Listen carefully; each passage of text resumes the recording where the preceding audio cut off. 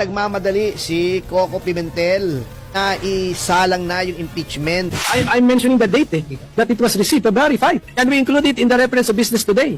Hinig kayo kung bakit suportado na ng plano ng administrasyon na ituloy yung paglilitis sa impeachment ni Sara Duterte si Coco Pimentel. Kasi ng pabor kay BBM, ang asawa ay inappoint na consul sa special envoy for trade Chuchu ng Pangulo, ginawang diplomat.